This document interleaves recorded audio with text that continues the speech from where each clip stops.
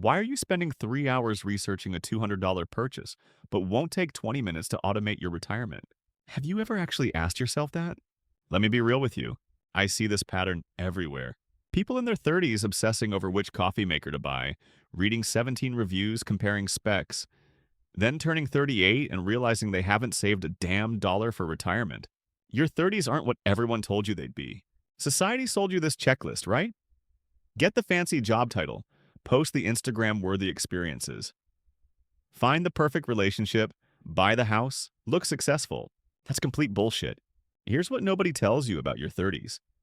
This decade isn't about doing more. It's about doing less of what doesn't matter so you can compound what actually does. And here's the thing that blew my mind when I finally understood it. Compound interest doesn't just apply to your bank account. It applies to every single area of your life. Your career, your relationships, your health, your time, everything.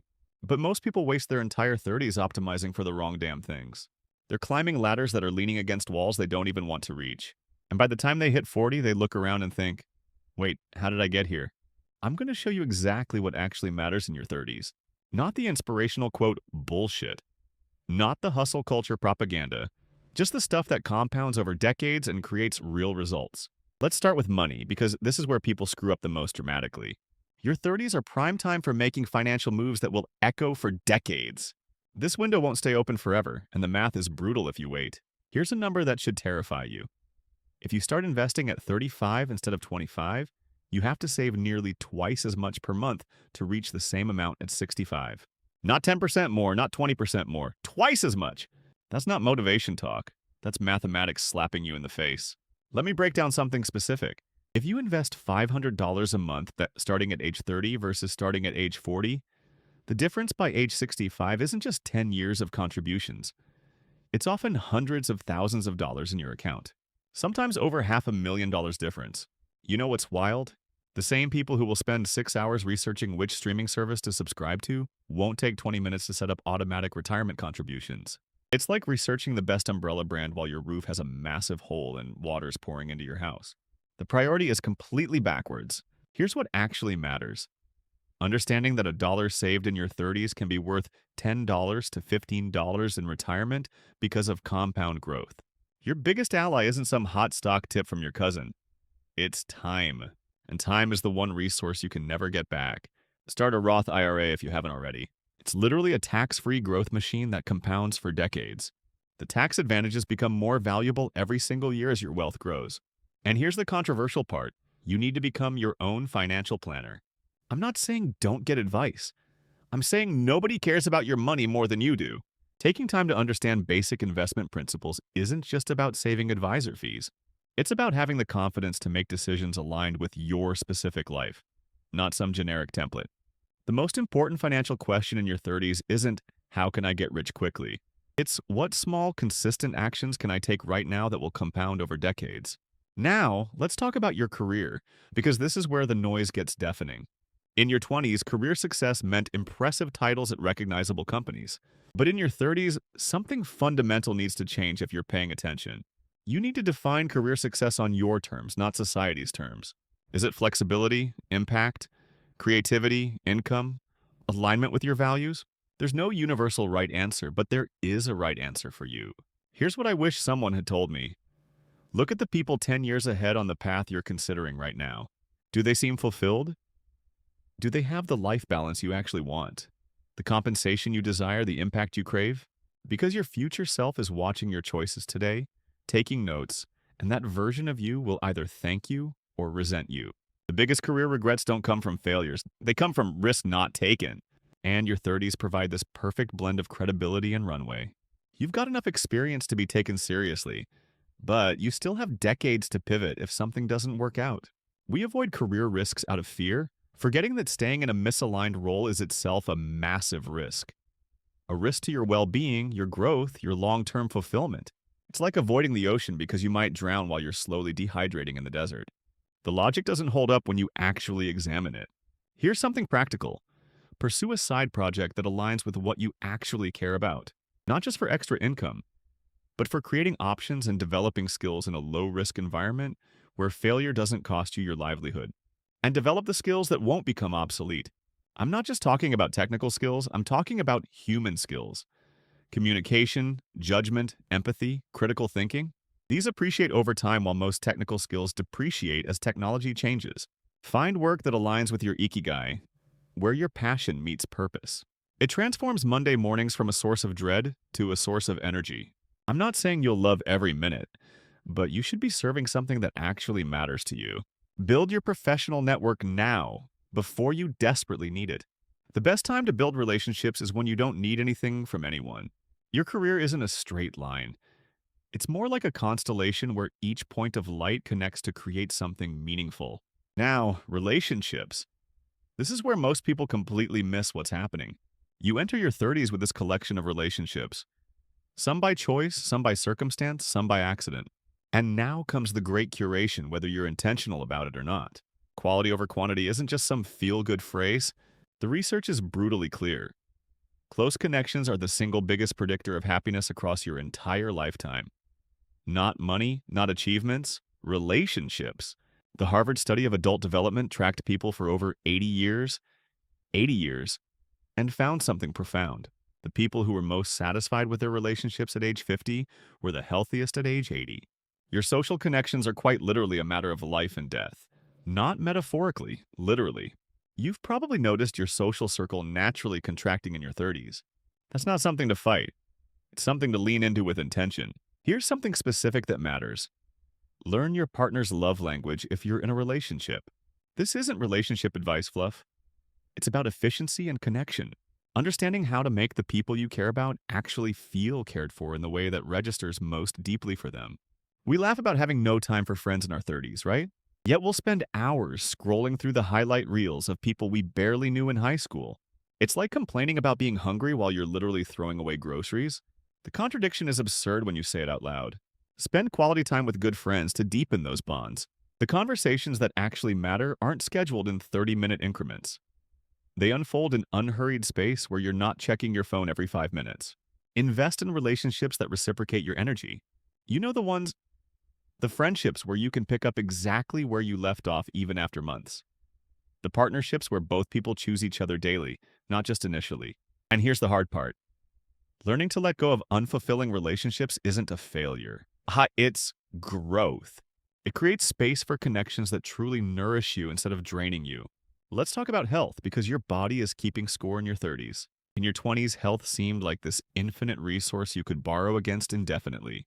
But in your 30s, you start getting the first statements from that debt, and the interest rate is not friendly. Create sustainable health habits instead of crash programs. That 30-day challenge you hate every minute of? It achieves far less than a simple daily habit you can actually maintain for years. Here's what drives me crazy.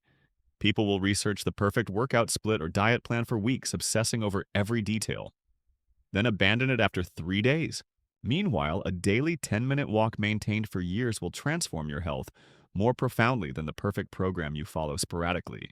Address your mental health proactively before crisis points. Your psychological resilience impacts everything: your work, your relationships, your physical health, how you move through the world. Sleep becomes non-negotiable in your 30s. It's the foundation everything else is built upon. You can't optimize your way around needing actual rest. The most important health question isn't, how can I look like an Instagram fitness model? It's, what small, consistent habits can I maintain that will serve me for decades? Now, let's talk about mindset, because this is where the real transformation happens. Your 20s often trap you in fixed mindsets about who you are and what you're capable of. But your 30s, they're prime territory for a mindset revolution if you're willing to do the work. Develop a growth mindset instead of staying stuck in a fixed one. The belief that you can develop your abilities through dedication and hard work creates resilience and possibilities your fixed mindset self couldn't even imagine. Learn to say no without guilt or explanation. This is the single most powerful tool for creating the life you actually want instead of the life everyone else wants you to have. We'll read 17 books about setting boundaries while saying yes to things we resent for years. It's like studying nutrition while eating fast food for every meal and wondering why nothing changes. The knowledge without action is just noise. Shed the negative habits, toxic relationships, and self-limiting beliefs that no longer serve you. Your 30s are the perfect time to identify patterns that have followed you for a decade and actively choose different ones. Embrace failure as learning rather than defining yourself by it. The willingness to fail is directly proportional to your capacity for growth. If you're not failing occasionally, you're not pushing hard enough. Time feels different in your 30s, doesn't it? The days get longer, but the years get shorter. It's this weird paradox nobody warns you about. Here's something critical. Understand the difference between urgent and important. Most people spend their entire 30s trapped in urgent but unimportant tasks, neglecting the important but non-urgent activities that create real value over time. Time affluence. The feeling of having enough time becomes more valuable than money. Yet we sacrifice it constantly for things that don't actually improve our lives. We complain about being busy while reflexively filling every moment with distraction. It's like complaining about being broke while shopping online every night. A curious contradiction we rarely examine, right? Create white space in your schedule for creativity and rest. Your most valuable insights and deepest joys don't emerge from cramming more in. They emerge from allowing space for things to surface naturally. Set boundaries around your time as an act of self-respect, because how you spend your days is ultimately how you spend your life. And if you're not protecting that, who will? Let's talk about lifestyle choices, because society bombards you with messages about what a successful 30s lifestyle should look like. Create a home that feels peaceful and organized, not Instagram perfect with the perfect aesthetic, but a genuine sanctuary that supports you rather than drains your energy every time you walk in. Prioritize travel and experiences while you have fewer commitments, not because they look good online, but because they expand who you are and how you see the world. We postpone meaningful experiences for someday while enduring daily environments that subtly drain our energy. It's like saving all your favorite clothes for special occasion that never actually comes. Treat your digital life as carefully as your physical one.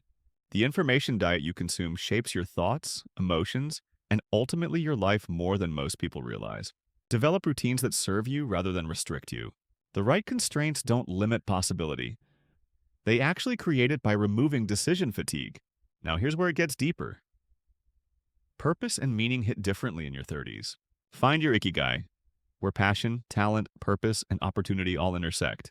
Not in some grand, dramatic revelation, but in the small daily choices that align with your authentic self, rather than the person you think you should be. Balance ambition with contentment. This is the great dance of your 30s. Striving while simultaneously appreciating what you already have. We chase external markers of success, then wonder why achieving them feels hollow. It's like following someone else's treasure map. Interesting, but ultimately not what nourishes your soul. Make meaningful contributions to causes that matter to you. Not from obligation, but from genuine connection to something larger than yourself. Understand what enough means for you personally. It's the antidote to the endless more that our culture constantly promotes. Here's something profound that took me years to understand. Your 30s are when acquired knowledge begins transforming into wisdom. The difference between knowing something intellectually and embodying it fully in your life. Learn when to trust your intuition versus your logic. Both are powerful tools, but knowing which to deploy in different situations becomes increasingly valuable. Embrace life's contradictions instead of fighting them. Structure creates flexibility. Vulnerability creates strength. Boundaries create freedom. These aren't contradictions to resolve. They're paradoxes to hold simultaneously. Practice mental rehearsal for challenges. Visualize not just success, but the obstacles and your response to them. That creates genuine resilience, not just positive thinking. Learn the true source of your stress triggers. When you understand the why behind your reactions, you gain power over the what of your responses. Here's what really matters. Integration across all these areas. Financial stability creates space for career risks. Better health enhances your relationships. Wiser time management supports deeper purpose. Everything connects and reinforces everything else. We compartmentalize our lives, addressing each area in isolation. It's like trying to fix individual instruments without considering the orchestra they're all part of. You'll never get harmony that way. Small, consistent actions today create exponential results tomorrow.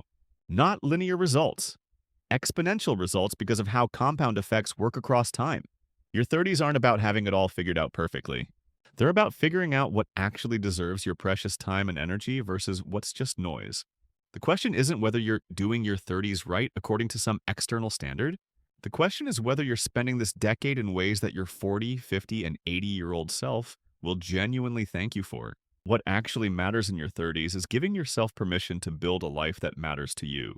Not to your parents, not to society, not to social media, to you. Stop optimizing for appearances. Stop waiting for perfect conditions that will never arrive. Stop compartmentalizing your life like you're managing separate projects instead of one integrated whole. Your 30s are when compound interest applies to everything, but only if you're compounding the right things. And the only way to know what's right is to get brutally honest with yourself about what's actually signal and what's just noise in your life right now. That might be the greatest gift of this transformative decade, the clarity to see the difference and the courage to act on it.